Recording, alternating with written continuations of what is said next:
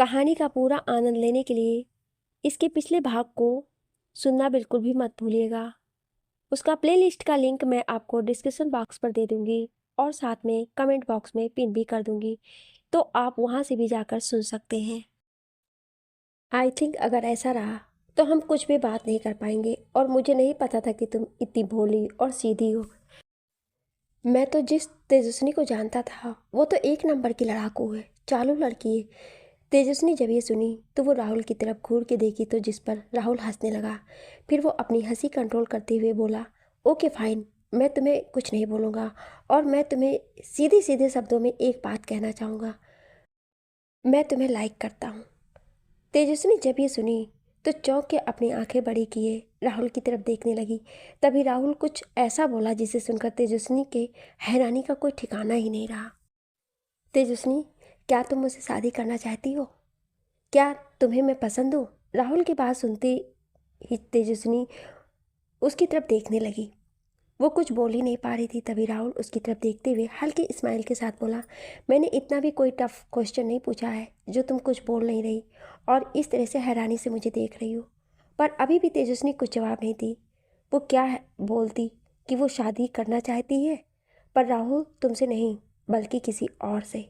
इसलिए वो चुप थी और कुछ देर तक राहुल तेजस्विनी के चेहरे के बनते बिगड़ते भाव को गौर से देखता है और फिर एक हल्की स्माइल के साथ बोला, इसका मतलब तुम भी ये शादी नहीं करना चाहती। तेजस्विनी जो पहले समझ नहीं पाई, पर जैसे ही उसने राहुल की बातों पर गौर किया तो वह हैरान रह गई। वो उसकी तरफ देखते हुए उससे पूछी, क्या मतलब है तुम्हारा? जो भी है साफ साफ बोलो, मैं कुछ समझी नहीं। राहुल तेजस्विनी के पूछने पर हंसा और बोला, पागल लड़की, मेरे पूछने का मतलब था क्या तुम भी ये शादी नहीं करना चाहती? इसका मतलब कि मैं भी शादी नहीं करना चाहता। मैं तुम्हें पसंद करता हूँ, पर एज अ फ्रेंड। तुम मेरी एक अच्छी दोस्त हो। मैंने कभी भी तुम्हें उस नज़र से नहीं देखा कि मैं तुमसे शादी करूँ, तो इसलिए पूछा। तेजस्विनी कुछ नहीं बोल पाई। वो बिल्कुल चुपचाप राहुल की तरफ देख रही थी। तभी राहुल आगे बोला, आई नो कि तुम्हें मेरी बात अलग लग रही होगी, पर एक बात मैं तुमसे सच बताऊं कि मैं किसी और से प्यार करता हूं और मैं शादी नहीं करना चाहता। तेजस्विनी जैसे ही ये सुनी पहले तो हैरान हुई, पर अंदर ही अंदर उसे खुशी भी हुई। उसके चेहरे पर हैरानी और खुशी के मिले जुले भाव थे। वहीं राहुल पहले तो तेजस्विनी की तरफ नहीं देखा, पर जब बाद में जैसे ही उसने नज़र तेजस्विनी की तरफ की, जैसे ही उसके चेहरे पर गए, तो वो भी मुस्कुराने से खुद को रोक नहीं पाया। वो तुरंत तेजस्विनी के हाथ को पकड़ा और उसे हल्का सा दबाते हुए बोला, इसका मतलब कि तुम भी किसी और से प्यार करती हो, राइट? तेजस्विनी खुद को रोक नहीं पाई और जल्दी से अपने पलकों को झपका दी। राहुल तुरंत उसके सिर पर हल्का सा झपक लगाया और बोला, पागल लड़की, बोल क्यों नहीं रही? तुम तो इस तरह से शर्मा रही हो जैसे मानो मैं पहली बार तुमसे मिल रहा हूँ। अरे हम लोग बचपन में साथ में खेले हैं, एक दूसरे को परेशान भी किए हैं, तो अब इस तरह से मुझे क्यों शर्मा रही हो? तेजस्विनी ने अभी भी कुछ नहीं बोली तो राहुल बोला, तुम्हें देखकर कहीं से नहीं लगता है कि तुम वही तेजस्विनी हो जो बचपन में बात बात पर मुझसे झगड़ा किया करती थी और छोटे छोटे चीज़ों की डिमांड करती थी। अब तो तुम बिल्कुल बदल गई हो। तेजस्विनी मुस्कुरा दी और बोली, ऐसा कुछ नहीं है, पर बचपन और अब में बहुत अंतर है। राहुल तेजस्विनी की बात पर बोला, यू आर राइट, अंतर तो है, तभी तो तुम आज किसी और से प्यार करती हो। तेजस्विनी चौंक गई और बोली, तो तुम भी तो किसी और से प्यार करते हो? राहुल मुस्कुराया और बोला, हाँ हाँ बाबा, वही तो, हम दोनों ही बदल गए हैं। कहाँ बचपन में हम दोनों खेल खेल में हमेशा एक दूसरे से शादी करते थे और यही कहते थे कि बड़े होने के बाद भी हम दोनों एक दूसरे से ही शादी करेंगे, पर अब देख, किसी और को प्यार करते हैं और किसी और से शादी करना चाहते हैं। तेजस्विनी राहुल के पास थोड़ा गई और फिर बातों को बदलते हुए बोली, वैसे कौन है वो लड़की जिससे तुम प्यार करते हो? आई एम श्योर वो कोई बेवकूफ़ लड़की होगी, फिर तुम जैसे पागल लड़के से प्यार करने लगी। राहुल तेजस्विनी की बात पर उसे घूर कर देखने लगा तो तेजस्विनी तेज तेज हंसने लगी। उसको हंसते देखा राहुल भी तो मुस्कुरा दिया। वहीं राजवीर, जो कि रुद्र के साथ उसके रूम की तरफ जा रहा था, अचानक ही वो तेजस्विनी की तेज हंसी सुन उसके कदम रुक गए और वो धीरे से उस रूम की तरफ देखने लगा। वो तेजस्विनी को इस तरह से राहुल के साथ हंसकर बातें करते देखा तो गुस्से से बौखला उठा। उसने कसकर अपने हाथों की मुट्ठी बना दिया। वहीं रुद्र भी तेजस्विनी को हंसते देख हैरान था, पर वो कुछ रिएक्ट नहीं किया। तभी उसकी नज़र राजवीर पर पड़ गई, जो कि गुस्से से बौखलाया हुआ था। तो रुद्र उसके कंधे पर हाथ रखते हुए धीमी आवाज़ में बोला, चले चल राजवीर। राजवीर गुस्से में वहाँ से रुद्र के साथ चला गया। राजवीर रुद्र के साथ रूम में आया। रुद्र उसे समझाते हुए बोला, यार राज, इतना ज़्यादा गुस्सा क्यों हो रहा है? अभी सिर्फ शादी की बात चली है, शादी फिक्स नहीं हुई है। तू समझ रहा है ना मेरे कहने का मतलब? अभी तेरे पास चांस है, क्या पता तेजस्विनी खुद ही रिश्ते से मना कर दे। जैसे ही राजवीर ये सुना तो वो तुरंत भड़क कर बोला, मुझे तो नहीं लगता कि वो इस रिश्ते के लिए मना करेगी। देखा नहीं तूने किस तरह से वो हंस हंस कर उस राहुल से बात कर रही थी? मेरे तो खून खौल रहे थे, जी कर रहा था कि अभी जाकर उस राहुल के मुंह तोड़ दूं। रुद्र राजवीर की बात पर हल्का मुस्कुराया तो राजवीर को और भी ज़्यादा गुस्सा आने लगा। वो गुस्से से रुद्र की तरफ घूर कर देखते हुए बोला, तुझे बड़ी हंसी आ रही है।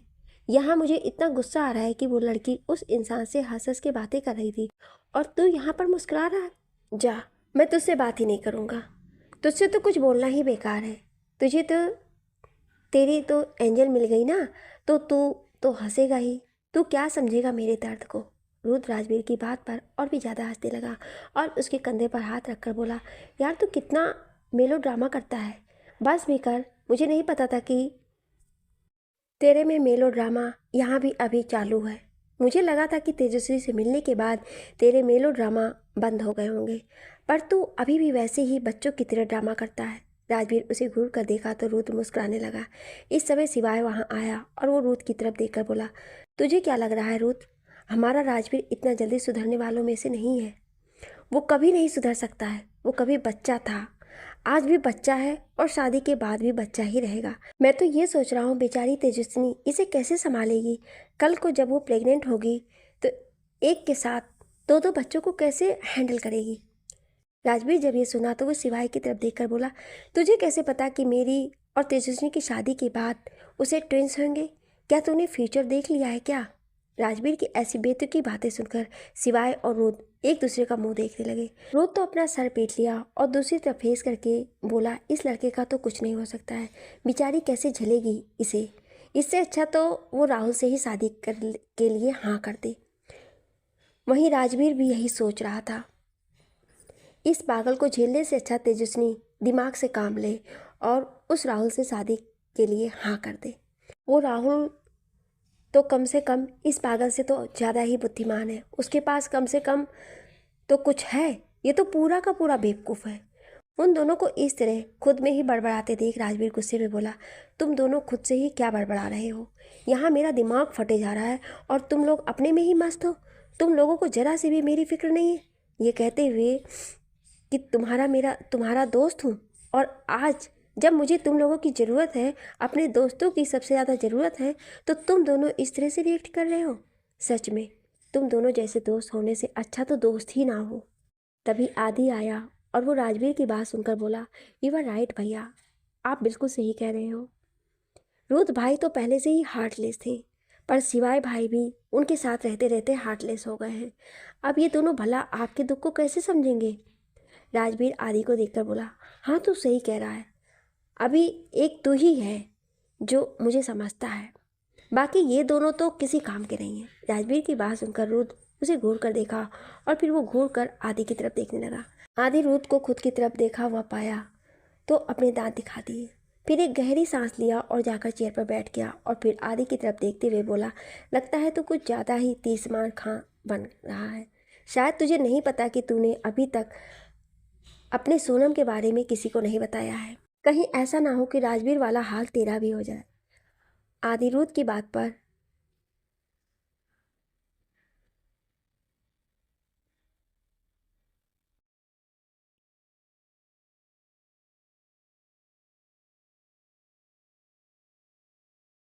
वो तो मेरी है। तभी आदि चुप हो गया और वह हैरानी से रुद्र की तरफ देखने लगा। रुद्र उसे ही देख रहा था। आदि के मुंह से निकला, और भाई आपको कैसे सब पता? रुद्र उसे अपनी आंखें छोटी कर घूरते हुए बोला, तुझे क्या लगा कि मैं बोलता नहीं तो मुझे कुछ भी पता नहीं है? मेरी नज़र तुम सब पर बराबर टिकी रहती है। मुझे सबके बारे में पता है कि कब कहाँ कैसे क्या हो रहा है। रुद्र की बात सुनकर आदि धीरे से बड़बड़ाया, हाँ आपको तो सब पता ही होता है। आप रुद्रदेव जो हैं तो आपको तो सब पता ही रहेगा। आप अपनी तीसरी आंखों से सब कुछ देख लेते हैं। जहाँ ये सभी बैठकर आपस में एक दूसरे को चिढ़ा रहे थे और बातें कर रहे थे। राजवीर मुंह फुलाए बैठा था और वहीं रुद्र सिवाय को घूर रहा था कि वो दोनों उसके बारे में नहीं सोच रहे हैं। वहीं दूसरी तरफ तेजस्विनी और राहुल के बीच सब कुछ क्लियर हो चुका था। राहुल तेजस्विनी की तरफ देखते हुए उससे बोला, चल अच्छा अब चलते हैं, नहीं तो सब नीचे ना जाने क्या क्या सोचेंगे। तेजस्विनी भी अपना सिर हिलाई और राहुल के साथ नीचे की तरफ आ गई। नीचे हाल में अवेन जी और उनके दोस्त दोनों बैठे हुए थे। दोनों लोग आपस में बातें कर रहे थे। जैसे उन दोनों की नज़रें राहुल और तेजस्विनी पर पड़ी तो अवेन जी खुश होकर बोले, लीजिए बच्चे आ गए। तेजस्विनी अपने बाबा साहब के पास आकर बैठ गई। अभी वो मुस्कुरा रही थी। अवेन जी उन दोनों को खुश देखकर बोले, लगता है ये दोनों रेडी हैं शादी के लिए। अवेन जी की बातें सुनकर तेजस्विनी के होठों से मुस्कुराहट गायब हो गई। वो राहुल की तरफ देखने लगी। वहीं राहुल भी थोड़ा परेशान था। फिर वो कुछ सोचते हुए बोला, डैड क्या अभी शादी करना ज़रूरी है? उसके डैड बोले, क्यों, क्या हुआ राहुल बेटा? मैं तो सोच रहा था कि अभी परी और रुद्र की शादी हो रही है तो क्यों ना उसी में तुम लोगों की शादी भी हो जाए। आज से सारे शादी के फंक्शन शुरू कर देंगे और जब स्टेज पर जयमाला का टाइम होगा उसी टाइम रिंग सेरेमनी भी कर देंगे। ये कहते हुए वो अभेन जी की तरफ देखा तो अभेन जी भी खुश होकर बोले, हाँ मैं भी यही चाह रहा था। वैसे भी दोनों बहनें साथ में सब कुछ करते हैं तो इनकी शादी भी साथ में हो जाएगी। अब राहुल और तेजस्विनी कुछ बोल नहीं पाए। तेजस्विनी को तो राहुल पर बहुत गुस्सा आ रहा था कि वो मना क्यों नहीं कर रहा है। वो अपने मन ही मन बोली, ये डफर बोल क्यों नहीं रहा है कि मैं किसी और से प्यार करता हूँ। ये कहीं मेरी शादी खुद से तो नहीं करना चाहता है, कहीं इसकी कोई प्लानिंग तो नहीं। अगर ऐसा हुआ राहुल के बच्चे तो मैं तुझे मार मार के तेरा भरता बना दूंगी। तेजस्विनी गुस्से से राहुल को घूर रही थी। वहीं राहुल तेजस्विनी को गुस्से भरी नज़रों को देखकर इधर उधर अपनी नज़रें घुमाने लगा। वो अपने मन में बोला, सॉरी यार, पर मैं ऐसे अपने डैड से मना नहीं कर सकता क्योंकि मैं जिस लड़की से प्यार करता हूँ वो लड़की मेरे डैड को पसंद नहीं है। अब मैं क्या करूँ, मुझे कुछ समझ नहीं आ रहा है, पर मेरे कारण तेरी भी ज़िंदगी स्पॉयल होगी। लेकिन मैं चाहे कुछ भी हो जाए तेरी शादी तेरी मोहब्बत से करा कर ही रहूँगा। कुछ देर बाद अभय जी ने तय कर लिया कि अब तेजस्विनी की शादी भी परी की शादी के साथ ही होगी। उसके साथ ही सारी रस्में भी होंगी। जब ये सब बातें राजवीर के कानों तक पड़े तो उसका गुस्सा जैसे सातवें आसमान पर पहुंच गया। वहीं तेजस्विनी भी बहुत परेशान थी। उसे पता था कि राजवीर बहुत गुस्से में होगा। वो एक नज़र रुद्र की तरफ देखा तो रुद्र आंखों में ही उसे ऊपर जाने का इशारा किया। तेजस्विनी धीरे से सबसे छुपते हुए राजवीर के रूम की तरफ गई और उसका डोर ओपन कर पाती उससे पहले ही किसी ने डोर ओपन करके उसे अंदर खींच लिया। ऐसे अचानक खींचे जाने से तेजस्विनी घबरा गई, पर जैसे ही अपने सामने खड़े शख्स को देखी तो उसे डर लगने लगा क्योंकि राजवीर इस वक्त गुस्से से पूरा लाल था। उसकी आंखें जल रही थी। वो एकदम से तेजस्विनी के हाथों पर अपनी पकड़ कसते हुए बोला, ये सब क्या है? तुमने शादी के लिए हाँ क्यों किया? अब मेरे से मन भर गया? क्या अब तुम्हें राहुल पसंद आने लगा? मेरे साथ खेल लिया प्यार का खेल और किसी और के साथ अपनी ज़िंदगी बिताओगी? राजवीर की ऐसी कड़वी बातें सुनकर तेजस्विनी की आंखें नम हो गईं। वो नम आंखों के साथ राजवीर की तरफ देखते हुए बोली, ये आप कैसी बातें कर रहे हैं? मैंने कभी आपको धोखा नहीं दिया और ना ही मैं ये शादी करना चाहती हूँ, पर मैं मजबूर हूँ। राजवीर जब ये सुना तो एकदम से तेज तेज हंसने लगा। फिर उसी तरह हंसते हुए तेजस्विनी की तरफ देखते हुए बोला, वाह क्या बात है, राजकुमारी तेजस्विनी प्रताप आज मजबूर है। वो अपने बाबा साहब से इतना नहीं कह सकती हैं कि वो किसी और से प्यार करती हैं। वो किसी और के साथ अपनी क्वालिटी टाइम स्पेंड करती हैं, किसी और के साथ बहुत सारे सपने देख चुकी हैं। क्या बात है, वो दूसरों के साथ मज़े कर सकती हैं, उनकी फीलिंग्स के साथ खेल सकती हैं। सही कहा ना मैंने राजकुमारी तेजस्विनी प्रताप सिंह? राजवीर की ऐसी तीखी बातें तेजस्विनी की आंखों से आंसू गिरने लगे। वो कुछ बोल ही नहीं पा रही थी क्योंकि राजवीर अभी इतने गुस्से में था कि तेजस्विनी समझ गई थी कि अगर वो अभी कुछ भी बोलेगी तो राजवीर का गुस्सा और बढ़ जाएगा। वो एकदम से राजवीर से दूर होते हुए धीमी आवाज़ में बोली, मैं यहाँ से जा रही हूँ, अभी तुम गुस्से में हो, हम बाद में बात करेंगे। इतना कहते हुए तेजस्विनी जैसे ही जाने के लिए मुड़ी तभी राजवीर उसकी कलाई को पकड़कर एकदम से खींच लिया और एक बार फिर से उसे वॉल से लगाकर खड़ा करते हुए बोला, नहीं, तुम इस तरह से तो नहीं जा सकती तेजस्विनी। तुम इस तरह से मेरा यूज़ करके मुझे छोड़ नहीं सकती। मैं तुम्हारे लिए क्या एक टिश्यू पेपर की तरह था जिसे यूज़ किया और अब डस्टबिन में फेंक दिया? नहीं राजकुमारी तेजस्विनी, मैं टिश्यू पेपर नहीं हूँ। मेरे भी कुछ ईमान है, मेरी भी कुछ इच्छा है, मैं भी एक इंसान हूँ, वो इंसान जिसके अंदर दिल होता है और उसे भी दर्द होता है। तेजस्विनी को राजवीर की बातें पूरी तरह से चुप गई थी और उसकी आंखें भी नम हो गई थी। तो एकदम से राजवीर को खुद से दूर धकेलती और चिल्लाते हुए बोली, बस बहुत हो गया, अब मैं और आपकी बातें नहीं सुन सकती, जाइए यहाँ से, मुझे आपसे बात ही नहीं करनी है, दूर रहिए मुझसे। जब आपको मुझ पर इतना भी विश्वास नहीं तो फिर किस बात का प्यार, किस बात का रिलेशन? ख़त्म हो गया आज से हमारे बीच जो भी कुछ था। अब ना ही मैं आपको जानती हूँ ना ही आप मुझे। इतना कहते हुए तेजस्विनी जाने लगी, तभी राजवीर पीछे से गुस्से में उसे घूरते हुए ताली बजाकर बोला, वाह क्या बात है राजकुमारी तेजस्विनी, अब तो आप बोलेंगी ही, आखिर आपको कोई और जो मिल गया है, अब आपको मेरी क्या ज़रूरत? तेजस्विनी कुछ सेकंड तक अपनी जगह पर रुकी और फिर बिना कुछ बोले तेज कदमों के साथ रूम से बाहर आ गई। वो भागते हुए वहाँ से सीधे अपने रूम में गई। उसकी आंखों से तेजी से आंसू गिर रहे थे। रूम में पहुँचते ही एक तेज आवाज़ के साथ रूम का डोर बंद की और बेड पर जाकर मुंह के बल लेट गई। फिर रोने लगी। उसके आंसू रुक ही नहीं रहे थे। उसके कानों में बार बार राजवीर के कहे शब्द गूंज रहे थे, जो कि उसके सीने में किसी तीर की तरह चुभ रहे थे। वो कसकर अपने दोनों कानों को अपने दोनों हाथों से बंद कर चीखते हुए बोले, नहीं नहीं, मैं ऐसा बिल्कुल भी नहीं हूँ, मैं ऐसी बिल्कुल भी नहीं हूँ। इतना कहते हुए वह और भी तेजी से रोने लग गई। उसी समय उस साइड से रुद्र अपने रूम की तरफ जा रहा था। अचानक ही उसे अंदर से किसी की चीखने की आवाज़ें आई। वो अपनी जगह पर रुक गया। वो खुद से बोला, तेजस्विनी को क्या हो गया है और तेजस्विनी ऐसे रो क्यों रही है? वो धीरे से रूम के अंदर का नज़ारा देखा तो हैरान रह गया। तेजस्विनी ने अपने दोनों कानों पर हाथ रखकर चिल्ला रही थी और लगातार रोई जा रही थी। वो समझ गया कि जरूर राजवीर और उसके बीच कुछ हुआ है। तभी परी वहाँ आई और धीरे से तेजस्विनी के पास जाने के लिए कहा। अपनी बहन को ऐसे देखकर परी भी बेचैन होती है और भागते हुए हस्बैंड के पास गई। वो तेजस्विनी के कंधे पर हाथ रखकर बोली, क्या हुआ छोटी? तेजस्विनी जैसे ही परी की आवाज़ सुनी तो वो तुरंत उसे लिपटकर फूट फूट कर रोने लगी। वो रोती हुई बोली, क्या मैं इतनी बुरी हूँ दी?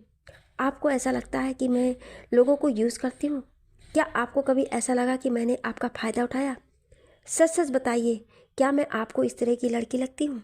परी उसे शांत कराते हुए बोली, नहीं मेरी बहन, तू बहुत ही प्यारी है, मासूम है। वो तो दूसरों का दुख देखकर दुखी हो जाती है। बताओ मुझे किसने तुझसे ऐसा कहा? पर तेजस्विनी उससे कुछ नहीं बोली। वो बस परी के गले लगे हुए और भी तेजी से रोने लग गई। वहीं रुद्र ने तेजस्विनी की कही बातें जैसे सुना तो वो समझ गया कि तेजस्विनी ये सब राजवीर के कारण बोल रही है। हो ना हो राजवीर ने गुस्से में इसे कुछ बोल दिया है, कुछ ऐसा जो कि उसको बहुत तकलीफ दे रहा है। परी एक नज़र रुद्र की तरफ देखी जो कि चुपचाप खड़ा था। उसकी भी आंखें नम हो गई थी। रुद्र आंखों से ही उसे शांत रहने का इशारा किया और खुद वहां से तुरंत राजवीर के रूम की तरफ चला गया। रुद्र जब राजवीर के रूम में पहुंचा तो राजवीर भी गुस्से में रूम का हालत खराब कर दिया था। उसने सारे सामान को यहाँ वहाँ फेंक दिया था और उनका सारा सामान बिखरा हुआ पड़ा था। राजवीर को इतने में गुस्से देख रुद्र एक पल के लिए अपनी जगह पर खड़ा रहा। वो देखा कि राजवीर एक एक करके सारे सामान को तोड़ रहा है तो रुद्र एकदम से आगे बढ़ा और राजवीर को पकड़कर उसे शांत कराते हुए बोला, क्या कर रहा है राज? तू शांत हो जा, तुझे होश भी है कि तू अभी क्या किए जा रहा है? राजवीर रुद्र के हाथ को छुड़ाते हुए बोला, छोड़ रुद्र, मुझे छोड़ और तू यहाँ से जा, वरना मैं इस वक्त गुस्से में कुछ भी कर बैठूंगा। शायद मैं तुझे मार भी ना दूँ, इसलिए तू जा यहाँ से। रुद्र बोला, आज भी तू होश में नहीं है, तू होश में आ। तभी राजवीर बोला, हाँ हाँ मैं होश में नहीं हूँ, इसलिए तो कह रहा हूँ कि जा यहाँ से। ये कहते हुए राजवीर पैनिक कर रहा था।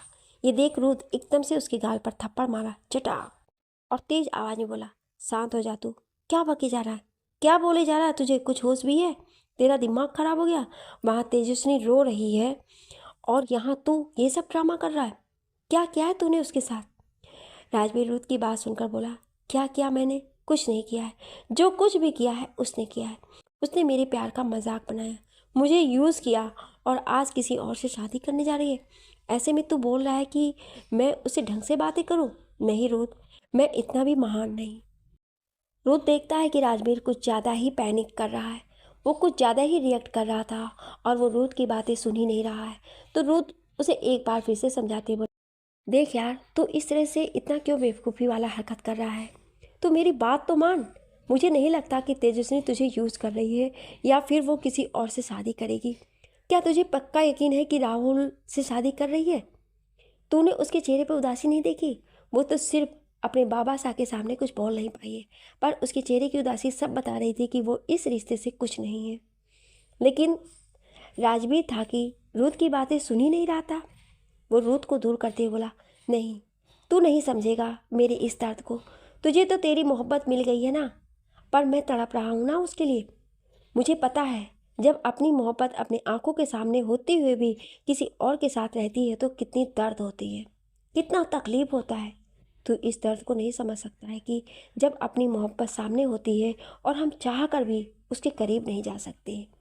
रुद्र ये सुना तो मुस्कुराया और बोला, अच्छा हाँ, तू सही कह रहा है, जैसे कि मैं तो इस दर्द को जला ही नहीं। शायद तू भूल गया है, जब एंजल की याददाश्त जा चुकी थी और वो मेरे सामने होकर भी मुझसे अजनबियों की तरह रिएक्ट करती थी, मैं चाह कर भी उसके करीब नहीं जा पाता था। और अगर दादाजी नहीं आते तो शायद अब तक हम दोनों की शादी भी नहीं होती। लेकिन दादाजी के कारण सब कुछ पॉसिबल हो गया। और तू ऐसी बातें कर रहा है? राजवीर सुना तो एक पल के लिए चुप हो गया और फिर बोला, लेकिन अब तो तुम लोगों की शादी हो रही है ना, पर मैं तो अभी भी जहाँ था वहीं पर हूँ। रुद्र राजवीर के कंधे पर हाथ रखा और उसे समझाते बोला, सब्र से काम ले, सब कुछ ठीक हो जाएगा। मुझे पूरा यकीन है तुम दोनों एक जरूर होगे। लेकिन राजवीर अभी भी गुस्से में था। अचानक ही उसे रूम की डोर पर नॉक की आवाज़ आई। दोनों की नज़रें डोर की तरफ गए तो वहाँ पर राहुल खड़ा था। राहुल को देखकर राजवीर का गुस्सा और बढ़ गया। उसने अपने हाथों की मुट्ठी बना ली और राहुल को मारने के लिए गुस्से में उठा। तभी रुद्र उसके हाथों को पकड़ उसे शांत रहने का इशारा किया, जिसे समझकर राजवीर रुद्र को घूरने लगा। तभी राहुल अंदर आया और बोला, सॉरी टू डिस्टर्ब यू, पर मैंने आप लोगों की बातें सुनी और मैं यहाँ आने से खुद को रोक नहीं पाया। रुद्र राहुल की तरफ देखकर बोला, हाँ तो बोलो, तुम यहाँ क्यों आए हो, क्या बात है? राहुल राजवीर की तरफ देखा और फिर रुद्र की तरफ देखते हुए बोला, मिस्टर राठौर, मैं ये कहने आया था कि मेरी और तेजस्विनी की शादी फिक्स हो गई है। जैसे ही राजवीर सुना, उसका गुस्सा और भी ज़्यादा बढ़ गया। उसका चेहरा सख्त हो गया था। तभी राहुल आगे बोला, लेकिन मैं ये शादी नहीं करना चाहता। जैसे ही राजवीर सुना तो चौंक गया। रुद्र भी हैरानी से राहुल को देख रहा था, पर फिर कुछ सोचते बोला, पर जब तुम शादी नहीं करना चाहते तो तुमने मना क्यों नहीं किया? राहुल तुरंत बोला, मैं किसी और लड़की से प्यार करता हूँ, लेकिन मेरे डैड उस लड़की को पसंद नहीं करते और वो मजबूरन मेरे शादी से तेजस्विनी से करना चाहते हैं। इस कारण मैं चाह कर भी शादी से इनकार नहीं कर सकता, क्योंकि अगर मैं शादी के लिए इनकार किया तो मेरे डैड उस लड़की को मार देंगे। रुद्र जब ये बातें सुना तो हैरान हो गया। वहाँ राजवीर भी हैरान था कि आखिर ऐसा भी कोई कैसे कर सकता है, वो भी अपने इकलौते बेटे के साथ। राहुल राजवीर की तरफ बढ़ा और उसके कंधे पर हाथ रखकर बोला, आई नो कि तुम अभी बहुत गुस्से में हो, पर मैंने ये सारी बातें तेजस्विनी को भी बता दिया है और वो तो बहुत खुश हो गई थी जब मैंने उससे कहा था कि मैं ये शादी नहीं करना चाहता। उसने मुझसे कहा कि तुम शादी के लिए मना कर दो, लेकिन जब मैं मना नहीं किया तो मुझसे नाराज़ हो गई। मैं उसे हमेशा से ही सिर्फ एक अच्छी दोस्त मानता हूँ, इससे ज़्यादा कुछ नहीं। और तेजस्विनी ने भी मुझे सिर्फ दोस्त ही मानती है। और वैसे भी हम दोनों तो बचपन के बाद अब जाकर मिले हैं, तो हमारे बीच तो दोस्ती भी उतनी ही नहीं है। और तेजस्विनी तुमसे झगड़ा भी कर ली, पर जब मैं शादी के लिए इनकार नहीं किया तो तेजस्विनी मुझसे गुस्सा हो गई। अब राजवीर जब राहुल की कही बात सुना तो उसे खुद पर गुस्सा आने लगा। उसने फालतू में तेजस्विनी को इतना सब कुछ सुना दिया। रुद्र राजवीर को गुस्से में बोल रहा था तो राजवीर अपनी नज़रें इधर उधर चुराने लगा। राजवीर अपने मन में बोला, मुझे क्या हो गया आखिर? मैं इतनी बड़ी गलती कैसे कर सकता हूँ? मैं तेजस्विनी को कैसे गलत समझ सकता हूँ? जो लड़की उसे बेइंतहा मोहब्बत करती थी, जो मेरे करीब आने पर भी मुझे कभी दूर नहीं की, मुझे बेइंतहा मोहब्बत किया, आज मैं उस लड़की को इतने दर्द दे रहा हूँ? नहीं, ये गलत है। ये मैंने बहुत गलत किया उसके साथ। अब मैं कैसे तेजस्विनी से नज़रें मिलाऊंगा? शाम के समय महल के बैकयार्ड को बहुत ही खूबसूरती से डेकोरेट किया गया था, क्योंकि आज वहाँ मेहंदी और संगीत का कार्यक्रम था। वहाँ पर कलरफुल लाइटें लगी हुई थी और एक साइड बड़ा सा स्टेज बना हुआ था जिस पर सभी डांस करने वाले थे। वहीं दूसरी तरफ एक साइड 3 झूले लगे हुए थे जिस पर दुल्हन को बिठाया जाने वाला था और उनकी मेहंदी लगाने के लिए लड़कियाँ भी वहाँ मौजूद थी। धीरे धीरे वहाँ पर गेस्ट आने लगे थे। इंडिया के बड़े बड़े बिजनेसमैन भी वहाँ आ रहे थे। इस उम्मीद से कि शायद उन्हें अपनी बेटी के लिए कोई अच्छा दूल्हा मिल जाए। इसलिए वो साथ में अपने बेटे को भी लेकर आए थे और उनकी बेटियां कुछ अलग अलग ही तरीके से रेडी होकर वहां आई थी कि वो इस खानदान के लड़कों को पटा लेंगी। वहीं सभी एक साथ बैठे हुए थे। उसी समय परी और तेजस्विनी को भी वहां लाकर झूले पर बिठा दिया गया। जैसे ही परी वहां आई, सारे लड़कों की नज़रें उन पर ही चले गए। जहां परी ने ग्रीन कलर का फ्लोरल वाला लहंगा पहन रखा था, उसने अपने हाथों, गले और कानों में फ्लावर की ज्वेलरी पहन रखी थी। मांग में भी उसने फ्लावर की मांग टीका लगा रखी थी। लाइट मेकअप में परी बहुत खूबसूरत लग रही थी। सच में अभी किसी परी की तरह दिखाई दे रही थी वो। वहीं तेजस्विनी ने ग्रीन कलर का गाउन पहन रखा था और उसने भी ग्रीन कलर की फ्लावर की ज्वेलरी पहन रखी थी, जिसमें वो भी बहुत ही खूबसूरत लग रही थी। तेजस्विनी ने भी बहुत लाइट मेकअप किया था और होठों पर रेड कलर की लिपस्टिक लगाई हुई थी। वो भी बहुत खूबसूरत लग रही थी, पर उसकी आंखों में उदासी साफ नजर आ रही थी और होठों पर फीकी सी मुस्कुराहट उसके अंदर के दर्द को साफ बयां कर रहे थे। तेजस्विनी मुंह बनाकर झूले में बैठी हुई थी कि तभी परी, जो कि उसके बगल वाले झूले पर बैठी थी, वो धीरे से अपने एक हाथ को आगे बढ़ाकर तेजस्विनी के हाथ पर रख दी। तो तेजस्विनी हल्का सा मुस्कुराकर अपनी दी की तरफ देखी। ये देखकर परी के भी होठों को मुस्कुराहट आ गई। वहीं तिशा को भी एक साइड तीसरे झूले पर बिठाया गया था। उस झूले को भी बहुत ही खूबसूरती से डेकोरेट किया गया था। तिशा ने सी ग्रीन कलर की साड़ी पहन रखी थी। उसने भी फ्लावर वाली ज्वेलरी पहन रखी थी।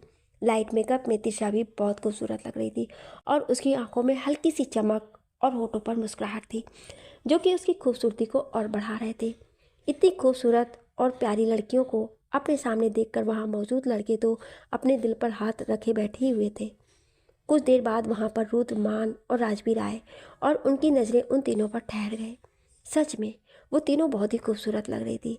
आज वो तीनों खुद को बहुत लकी मान रही थी कि उन्हें इन तीनों जैसी खूबसूरत लड़कियां जीवन साथी के रूप में मिली थी।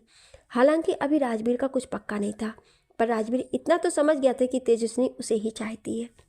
राजवीर की नज़रें जब तेजस्विनी के उदास चेहरे पर पड़ी तो उसके अंदर का गिल्ट और बढ़ गया।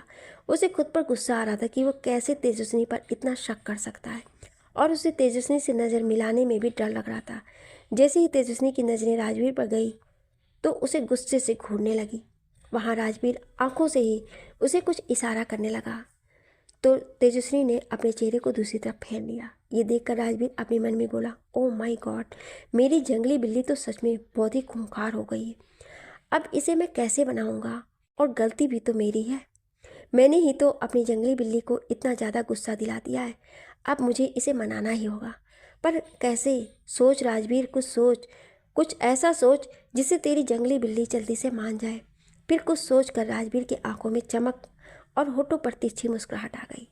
वहीं रुद्र और मान की नज़रें तो बस परी और तिशा पर ही टिकी थी। उन दोनों की खूबसूरती को देखकर दोनों ही बेहाल हो रहे थे। रुद्र का तो मन कर रहा था कि वो अभी आगे बढ़कर परी के पास जाए और उसे अपनी बाहों में भरकर जी भर के प्यार करे। लेकिन वक्त की नज़ाकत और लोगों की मौजूदगी के कारण रुद्र ने अपने खुद के दिल में बढ़ रहे जज्बातों को कंट्रोल कर लिया। वही हाल मान का भी था। वो भी तिशा को अपनी बाहों में भरना चाह रहा था, उसे जी भरकर प्यार करना चाह रहा था, पर वो अभी कुछ कर नहीं सकता था। रुद्र परी की तरफ प्यार से देखते हुए अपने मन ही मन बोला, एंजल, तुम सच में आज किसी एंजल की तरह लग रही हो। तुम्हें इस तरह से देखकर जी करता है कि तुम्हें खुद में ही छुपा कर रख लूं, ताकि किसी की भी नज़र तुम तक ना पहुंचे। मैं नहीं चाहता कि कोई भी तुम्हें नज़र उठाकर भी देखे। ये कहते हुए रुद्र अपनी नज़रें चारों तरफ घुमाया तो वहाँ मौजूद लोगों की नज़रें खुद पर महसूस करके रुद्र की आंखें सर्द हो गईं।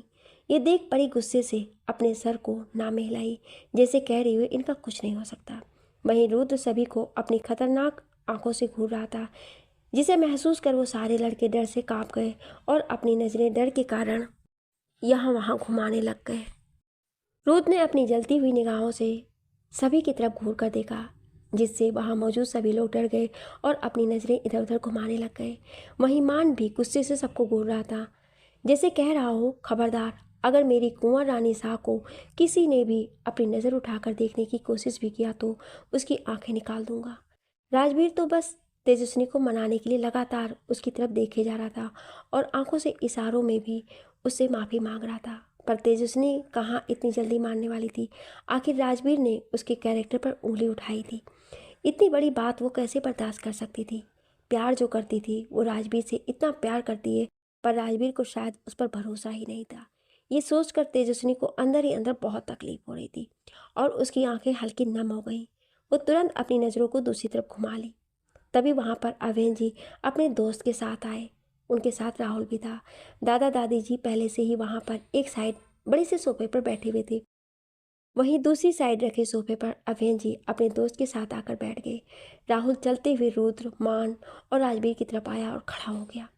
राहुल मुस्कुराते हुए एक नज़र तेजस्विनी की तरफ देखा। ये देख राजवीर उसे घूर कर देखने लगा, जिस पर राहुल ने अपने दांत चमका दिए। फिर राजवीर उसे घूरते हुए धीरे से बड़बड़ाया, ये सब तेरे कारण हो रहा है छछुंदर। अगर तू नहीं आया होता तो अब तक मेरी जान मेरे पास होती। क्या पता मैं अब तक अपने दिल की बात उसके परिवार वालों से बता दिया होता, तो अब तक हम लोग सबके सामने ऑफिशियली शादी की तैयारी कर रहे होते। ये सुनकर राहुल ने सब सुन लिया था। वो अपने मन में बोला, बाप रे, ये तेजस्विनी भी ना, इससे क्या यही टेबल मिला था प्यार करने के लिए? क्या दुनिया के सारे लड़के मर गए थे जो इस गुस्सैल आदमी से प्यार कर बैठी? फिर कुछ सोचते बोला, वैसे उसकी भी कोई गलती नहीं है, वो भी तो इस टाइप की है। आखिर जंगली शेरनी को उसके टक्कर का बब्बर शेर जो मिल गया है, ये भी सही है। भगवान भी बहुत सोच समझ कर जोड़ियाँ बनाते हैं। पर मेरी जैस्मीन, मैं मजबूर हूँ। पर चाहे कुछ भी हो जाए, मैं ये शादी तो नहीं करूँगा। ये सब सोचते हुए राहुल को अपनी गर्लफ्रेंड जैस्मिन की याद आ गई। तभी राहुल को फ़ोन बजने लगा। राहुल एक नज़र सबकी तरफ देखा, फिर फ़ोन पर फ्लैश हो रहे जैस्मिन के नाम को देख उसकी आंखों में चमक आ गई। वह अपना फ़ोन लिए दूसरी साइड जाने लगा कि तभी उसके डैड तेज़ आवाज़ में बोले, राहुल कहाँ जा रहे हो? राहुल अपने डैड की तरफ देखते हुए बोला, बस 2 मिनट में डैड, मैं अभी आता हूँ। इतना कहकर राहुल बिना वक्त गंवाए तुरंत ही कॉल पिक कर वहाँ से दूसरी तरफ बात करने के लिए चला गया। राहुल के डैड को ये बिल्कुल भी अच्छा नहीं लगा, पर अभियन जी बोले, अरे जाने दो, कोई ज़रूरी काम होगा, बात करके आ जाएगा। कुछ ही देर में वहाँ पर मेहंदी वाली आई। वो सभी लड़कियाँ परी, तेजस्विनी और त्रिशा के हाथों में मेहंदी लगाने लगी। मेहंदी लगाते हुए उन्हें झूले पर ही बैठाया गया था। थोड़ी देर बाद वहाँ पर म्यूजिक बजने लगा और गांव की औरतें नाच गाना करने लगीं। भले ही शहरों में संगीत का कार्यक्रम अलग तरीके से होता है, पर वो अभी भी गांव से जुड़ा हुआ था। इस कारण वहाँ पर दूल्हा दुल्हन एक साथ डांस नहीं कर सकते थे, इसलिए सिर्फ वहाँ की औरतें ही ढोल पर और कुछ म्यूजिक पर डांस कर रही थी। थोड़ी देर में 2 लड़कियां आईं और वो दोनों परी, तेजस्विनी और तिशा की तरफ देखकर मुस्कुराते हुए डांस करने लगी। मेहंदी है रचने वाली, हाथों में गहरी लाली, कह सकियां अब कलियां हाथों में खिलने वाली है, तेरे मन को जीवन को नई खुशियां मिलने वाली है। इस गाने को सुनते ही परी, तेजस्विनी और तिशा तीनों के होठों पर मुस्कुराहट आ गई और एकदम से उन तीनों की नज़रें रुद्र, राजवीर और मान पर चली गई। जहां वो तीनों मुस्कुराते हुए उन तीनों को ही देख रहे थे, पर तेजस्विनी तुरंत अपनी नज़र से राजवीर पर से हटा ली। जैसे ही राजवीर तेजस्विनी को खुद की तरफ देखा हुआ पाया तो उसकी तो खुशी का ठिकाना ही नहीं था। पर अगले ही पल तेजस्विनी जैसे ही अपना चेहरा गुस्से से दूसरी तरफ मोड़ी तो राजवीर का दिल पूरी तरह से टूट गया। उसके सीने में एक दर्द सा उठा। वो अब समझ नहीं पा रहा था कि तेजस्विनी को कैसे मनाए। वो अपनी गलती का एहसास कर चुका था, लेकिन तेजस्विनी को मनाना अब उसके लिए सबसे बड़ी चुनौती थी। वहीं अवेन जी की नज़रें निहारिका जी को ढूंढ रही थी, जो कि कहीं भी दिख नहीं रही थी। वो इधर उधर देखते हुए अपने मन में बोले, आखिर निहारिका जी कहाँ है? रूथ, जो कि अभी परी को देख रहा था, एकदम से उसका फ़ोन बजने लगा। रूथ अपने पैंट के पॉकेट से फ़ोन निकाला और उस पर फ्लैश हो रहे नाम को देखकर वो अपने फ़ोन को लिए दूसरी तरफ चला गया। रूथ कॉल पिक किया, अपने सर्द वॉइस में बोला, कहाँ हो तुम सिवाय? अभी तक तुम्हें यहाँ आ जाना चाहिए था। तभी सिवाय रूथ की बात सुनकर बोला, वो हम आ रहे हैं, वो रास्ते में थोड़ी ट्रैफिक है इसलिए थोड़ा लेट हो गया। सिवाय की बात सुनकर रूथ तुरंत बोला, और कनक कैसी है? वो ठीक तो है ना? डॉक्टर को दिखा दिए? सिवाय तुरंत रूथ की बात का जवाब देते हुए बोला, हाँ, डॉक्टर ने उसे चेक कर लिया है और अब वो पहले से बेहतर है।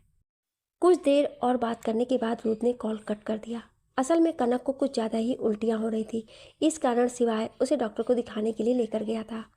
वहीं उनके साथ आदि और सोनम भी गए थे, इसलिए वो चारों ही अभी यहाँ मौजूद नहीं थे। वहीं कॉल कट होने के बाद कार में आदि, जो कि सिवाय के साथ ही बैठा हुआ था, वो सिवाय की तरफ देखते हुए पूछा, क्या हुआ सिवाय भैया? रुद्र भैया ने क्या कहा? वो गुस्सा हो रहे हैं क्या? सिवाय आदि की तरफ घूर कर देखा, जिसे आदि हड़बड़ा गया। क्योंकि आदि ने ही बाहर घूमने की जिद किया था। हालांकि सिवाय तो कनक को डॉक्टर को दिखाने के बाद वापस आ रहा था, पर आदि को ही राजस्थान घूमने का शौक लग गया था। इसलिए वो एक दो जगह घूमने जाने की जिद करने लगा, जिस कारण उन्हें थोड़ा लेट हो गया और अभी वो जल्द से जल्द महल पहुंचना चाहते थे। सिवाय ने रूथ से झूठ कहा था कि वो ट्रैफिक में फंसे हैं, क्योंकि वो अभी रूथ को ये बात बताकर गुस्सा नहीं दिलाना चाहता था कि आदि को घूमने का शौक लगा था, क्योंकि उसे पता था कि अगर रुद्र को जरा सा भी इस बात की भनक लगी तो वो आदि को छोड़ेगा नहीं। सिवाय आदि को घूर कर देखा, जिससे आदि अपने दांत चमका दिए और वापस से ड्राइव करने लगा। वहीं बैक सीट पर कनक और सोनम बैठे हुए थे। कनक सिवाय को गुस्से में देखकर धीमी आवाज में बोली, जाने दीजिए ना, अब तो सब हो गया ना, हम जा रहे हैं ना महल, तो इतना गुस्सा क्यों कर रहे हैं। सिवाय एक नज़र कनक की तरफ देखा और धीरे से उसके चेहरे पर अपना हाथ घुमाकर बोला, तुम ठीक तो हो ना। कनक अपनी पलकें झुका दी और होठों पर मुस्कुराहट लिए बोली, हाँ मैं ठीक हूँ, मैं जल्दी से महल पहुँचना है और अपने दोस्त को देखना है, जरूर वो मुझे लेकर परेशान हो रही होगी। सोनम कनक के हाथ को पकड़ ली और बोली, सही बोल रही हो तुम, मैं अच्छी तरह से जानती हूँ परी हमें लेकर परेशान हो रही होगी, हम अभी तक आए क्यों नहीं। जैसे कि सोनम और कनक समझ रही थी, बिल्कुल सही समझ रही थी। परी भले ही वहाँ सबके साथ बैठकर हंस रही थी, मुस्कुरा रही थी, पर उसके दिमाग में कनक का एक ख्याल आ रहा था कि वो ठीक तो है कि नहीं। डॉक्टर ने ना जाने उसे क्या कहा होगा। आदि कार ड्राइव कर रहा था, अचानक से एक झटके में उसकी कार रुक गई, जिससे सिवाय आदि को घूर कर देखते बोला, क्या कर रहा है तू, ढंग से कार भी नहीं चला सकता। अगर नहीं चलाना आता है तो तू इधर बैठ, मैं ड्राइव करूँगा। आदि तुरंत बोला, नहीं नहीं भाई, वो सामने से कुत्ता जा रहा था, इसलिए मुझे लगा वो दब जाएगा। सिवाय आदि को घूर कर देखा और अपनी शर्द आवाज़ में बोला, ठीक है ढंग से चला, तुझे पता है ना कि मैं कनक को लेकर कोई भी लापरवाही नहीं बरतना चाहता। आदि जल्दी जल्दी अपने गर्दन को हिलाया और बोला, डोंट वरी भाई, मैं अब ध्यान से ड्राइव करूँगा और हम जल्दी पहुँचने वाले हैं। सिवाय बस अपना सिर हिला दिया। अचानक सिवाय की नज़रें कार के विंडो से बाहर की तरफ गई और सामने का सीन देखो हैरान हो गया। सामने निहारिका जी को ऐसे अपने चेहरे को छुपाकर धीरे धीरे कहीं जाते हुए देख रहा था। वो एकदम से हैरानी से बोला, ये तो परी की मॉम है ना। आदि जो कि ड्राइव कर रहा था, अब तक उनकी कार थोड़ी आगे बढ़ गई थी, जिस कारण बाकी सभी के विंडो से बाहर की तरफ देखे पर उन्हें निहारिका जी दिखाई नहीं दी। आदि एक नज़र बाहर की तरफ देखते हुए बोला, वाह सिवाय भैया, आप बिना वो यहाँ, वो तो महल में होंगी ना। आखिर आज उनकी बेटियों की मेहंदी और संगीत का फंक्शन है, तो वो भला यहाँ क्या करेंगी। आदि की बात सुनकर सिवाय को भी लगा कि हाँ शायद उसे कोई गलतफहमी हो रही है, पर ना जाने क्यों उसका सिक्स सेंस कह रहा था कि नहीं, उसने परी की मॉम को ही देखा है। पर फिर ज़्यादा कुछ ना सोचते हुए अपने सर को झटका और खुद से बोला, शायद मुझे देखने में कोई गलतफहमी हो गई होगी। कुछ ही देर में आदि महल के सामने कार को रोका और वो चारों ही कार से बाहर आए। सिवाय कनक का हाथ पकड़कर धीमे कदमों के साथ महल के अंदर बढ़ गया। वहीं आदि भी मौके का फायदा उठाकर तुरंत सोनम का हाथ पकड़ लिया। महल को बहुत ही खूबसूरती से सजाया गया था और चारों तरफ कलरफुल लाइटें जगमगा रही थी। वो सभी वहाँ से होटल के पीछे गार्डन की तरफ चले गए, क्योंकि आज का फंक्शन वहीं रखा गया था। जैसे ही वो चारों वहाँ पहुँचे तो परी, जो कि अभी झूले पर ही बैठी थी, वो तुरंत उठी और भागते हुए कनक की तरफ आ गई। कनक परी को अपनी तरफ आते देख मुस्कुरा दी। तभी परी कनक के पास पहुंचकर उसके हाथों को पकड़कर बोली, तू ठीक तो है ना, तुझे कोई प्रॉब्लम तो नहीं, और बेबी वो ठीक तो है ना। कनक परी की तरफ देखकर बोली, मैं भी ठीक हूँ और बेबी भी बिल्कुल ठीक है, इसलिए बेबी की मासी तुम ज़्यादा परेशान मत हो। और हाँ, अब जल्दी से चल, तेरा फंक्शन है, और ऐसे भाग कर आएगी तो सब मुझे ही 10 गालियाँ देंगे। परी कनक की तरफ घूर कर देखते हुए बोली, अच्छा कोई तुझे गालियाँ देकर तो दिखाए, मैं मुंह तोड़ दूंगी उसका। परी की बात सुनकर सभी हैरानी से उसे देख रहे थे। जब से परी को सब कुछ याद आया था, तब से परी बहुत बदली बदली हुई थी। जहाँ वो पहले किसी के सवालों को सही से जवाब नहीं दे पाती थी और चुपचाप जो कोई बोलता था वो सुनती रहती थी, पर अब परी बिल्कुल चेंज हो गई थी। वो सबकी बातों का जवाब भी देती थी और खुलकर सबसे बात भी करने लगी थी। इस कारण सभी हैरानी से उसे देख रहे थे, पर परी तो इस तरह खड़ी थी जैसे उसे कोई फर्क ही ना पड़ रहा हो। वहीं रूथ तो अपनी परी को निहारे जा रहा था। थोड़ी देर में परी वापस से झूले पर आकर बैठ गई। तभी रूथ के दादाजी अविन जी से बोले, बेटा निहारिका बहू नहीं दिख रही है, कहाँ है वो। अब वो आए और अपने दोनों बच्चियों को भी आशीर्वाद देते। अविन जी तुरंत बोले, पता नहीं, मैं देखता हूँ कहाँ है वो। सिवाय जो कि वहीं साइड में खड़ा था, जैसे ही उसके कानों में ये बात गई, तो वो हैरान हो गया, निहारिका जी यहाँ नहीं है? यानी कि उसने रास्ते में जिस औरत को देखा था वो निहारिका जी ही थी। वो उसका कोई वहम नहीं था। एक पल के लिए सिवाय के आंखों के सामने वो सीन आ गया जब उसने निहारिका जी को ऐसे सबसे छुप कर जाते हुए देखा था। वो अपने मन में बोला, आखिर वो ऐसे छुप कर क्यों जा रही थी? कुछ तो है जो पर्दे में है। सभी निहारिका जी का इंतजार करते रहे, लेकिन अंत तक निहारिका जी नहीं आई और कुछ देर बाद ही संगीत और मेहंदी का फंक्शन पूरा हो गया। धीरे धीरे वहाँ मौजूद सारी औरतें अपने अपने घर के लिए चली गईं। अब सिर्फ महल के लोग और घर के लोग ही थे। अविन जी यही सोच परेशान थे कि आखिर निहारिका जी कहाँ हैं। वहीं सिवाय के दिमाग में तो बहुत कुछ चल रहा था। यही वेट कर रहा था कि निहारिका जी आए और वो अपने मन की बात एक बार उनसे पूछे। हालांकि अब उसे पूरी तरह से यकीन हो चुका था कि उसने जिस रास्ते में सबसे छुपाकर जाते हुए देखा था वो कोई और नहीं, निहारिका जी ही थी। अभी सब लोग हॉल में बैठे हुए थे कि तभी निहारिका जी सामने से तेज तेज चलते हुए अंदर आई। उन्हें देखकर अभिन जी बोले, तुम कहाँ थी? तुम्हें पता भी है कि आज तुम्हारी दोनों बेटियों की मेहंदी और संगीत है और कल उनकी शादी है, पर तुम तो जैसे गायब हो गई थी। क्या मैं जान सकता हूँ कि तुम्हें यहाँ ऐसा कौन सा जरूरी काम आ गया था जो तुम इस तरह से यहाँ पर रहना जरूरी नहीं समझी? इस वक्त अभय जी बहुत गुस्से में थी। वहीं निहारिका जी अभय जी को गुस्से में देखी तो एक पल के लिए वो डर गई। उन्हें डर लगने लगा कि कहीं बात बिगड़ ना जाए। ये सोच वो धीरे से बोली, मुझे माफ़ कर दीजिए। मुझे पता है मुझसे बहुत बड़ी गलती हो गई। मुझे यहाँ पर आना चाहिए था, पर मैं क्या करूँ, अचानक से एक ज़रूरी काम याद आ गया। मैं टाइम पर यहाँ आने वाली थी, पर रास्ते में इतनी भीड़ थी कि मैं यहाँ समय पर नहीं पहुँच पाई। और आपको ऐसा क्यों लगता है कि मेरी बेटियों से बढ़कर मेरे लिए कोई दूसरा काम होगा? ये कहते हुए निहारिका जी वहीं एक साइड खड़ी परी और तेजस्विनी के पास गईं और उन दोनों के गालों को प्यार से छूते हुए बोली, मेरे दोनों बच्चियों के अलावा मेरा और है ही कौन? ये दोनों तो मेरी ज़िंदगी हैं, तो भला इनसे बढ़कर मेरे लिए और क्या होगा? मुझे माफ़ कर दो मेरी प्यारी बच्ची, मुझसे गलती हो गई। तुम्हारी माँ बिल्कुल भी अच्छी नहीं है। ये कहती हुई निहारिका जी रोने लगी। हालांकि उनके असली आंसू नहीं थे, ये नकली। ये तो निहारिका जी ही जानती हैं। वहीं परी और तेजस्विनी अपनी माँ को शांत कराने लगी। निहारिका जी अपने मन में बोली, अरे ये दोनों बेवकूफ़ लड़कियाँ तो मेरे आंसुओं से पिघल गई हैं, पर ये बुढ़ा मान क्यों नहीं रहा है? मैं इतना आंसू बहा रही हूँ फिर भी कुछ बोल नहीं रहा है। अभी निहारिका जी मन में ये सब सोच ही रही थी कि तभी रुद्र के दादाजी बोले, अभय बेटा रहने दो, अब गुस्सा मत करो। जरूर निहारिका बहू कहीं फंस गई होगी, इस कारण यहाँ नहीं आ पाई, पर अब उसे अपनी गलती का एहसास है, इसलिए गुस्सा छोड़ दो। और हाँ, कल शादी है तो घर में कोई रोना धोना नहीं होगा। कल बहुत ही खुशी का माहौल है, इसलिए सब कुछ भूल कर उसे माफ़ कर दो। रुद्र के दादाजी की बात सुनकर अभय जी बस अपना सिर हिला दिए, फिर एक नज़र निहारिका जी की तरफ देखते हुए बोले, ठीक है, पर ये गलती कल नहीं होनी चाहिए, क्योंकि कल मैं अपनी बेटियों के आंखों में आंसू नहीं देख सकता। मैं चाहता हूँ कि मेरी दोनों बेटियाँ खुशी खुशी इस महल से विदा हों और कल तुम अपनी माँ होने का फ़र्ज़ अच्छे से निभाओ। इसके साथ कल बेटे की भी शादी है और बहू आने वाली है, तो कुछ भी कमी ना हो। निहारिका जी जल्दी से अपने आंसुओं को साफ करती बोली, हाँ हाँ राजा साहब, मैं कल पूरा ध्यान रखूँगी कि मुझसे कोई भी गलती ना हो। वो भले ही ये बोल रही थी, पर उन्हें तो त्रिशा को देखकर ही नफरत होने लगी थी, क्योंकि वो तो त्रिशा की जगह माया को अपनी बहू बनाना चाहती थी। पर यहाँ तो सब कुछ उल्टा हो गया था। उनका सब प्लान फेल हो गया था। इस कारण उन्हें त्रिशा पर बहुत गुस्सा आ रहा था, पर अब वो कुछ कर नहीं सकती थी, इसलिए वो चुप ही रही। थोड़ी देर बाद सभी लोग अपने अपने रूम में सोने के लिए चले गए, क्योंकि सभी को सुबह जल्दी उठना था। वहीं सिवाय कनक को लेकर रूम में आया। वो कनक को आराम से बेड पर लिटा दिया और थोड़ी देर में कनक गहरी नींद में चली गई, पर सिवाय की आंखों से नींद गायब था। वो बहुत ही ज़्यादा टेंशन में थी। वो इधर से उधर घूमते हुए बार बार यही सोच रहे थे कि आखिर निहारिका जी ने सबसे झूठ क्यों कहा। कुछ देर बाद सिवाय बालकनी की तरफ चला गया। बालकनी में खड़ा होकर सिगरेट जलाया और उसके लंबे कस लेने लगा। तभी उसकी नज़र गार्डन में इधर उधर टहल कर बात करते हुए निहारिका जी पर गई। निहारिका जी अभी फ़ोन पर किसी से बात कर रही थी। सिवाय की नज़रें एक बार फिर उन पर ठहर गई।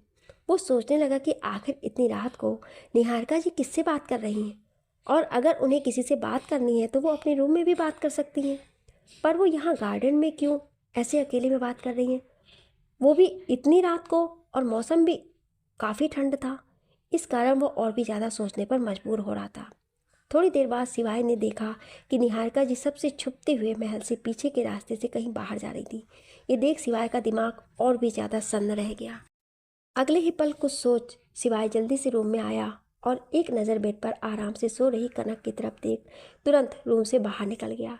थोड़ी देर बाद शिवाय भी महल के पीछे वाले रास्ते से होते हुए उसी तरफ निकल गया जिस तरफ निहारिका जी गई थी।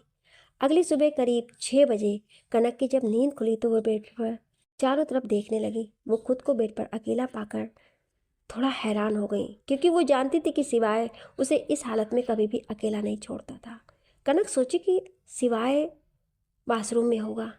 वो धीरे से बेड पर से नीचे उतरी और वॉशरूम की तरफ बढ़ी और वॉशरूम का डोर ओपन करके देखी तो शिवाय वहाँ भी नहीं था। वो मन में सोचने लगी कि आखिर शिवाय कहाँ चला गया। फिर कुछ सोचते हुए कनक खुद से बोली, क्या पता शिवाय अभी नीचे गए हों या फिर रुद्र जी से मिलने गए हों। ये सोच कनक वॉशरूम में सावर लेने के लिए चली गई। आखिर शिवाय कहाँ चला गया है? क्या सच में वो रुद्र से मिलने गया है या फिर उसके साथ कोई हादसा हो गया है? जानने के लिए सुनिए अगले भाग में। अब कहानी में आगे बहुत ही इंटरेस्टिंग होने वाला है, तो आप लोग कंटिन्यू बने रहिएगा और अपने प्यारे प्यारे कमेंट दे करके इसी तरह हमारा हौसला बढ़ाते रहिए। Thank you.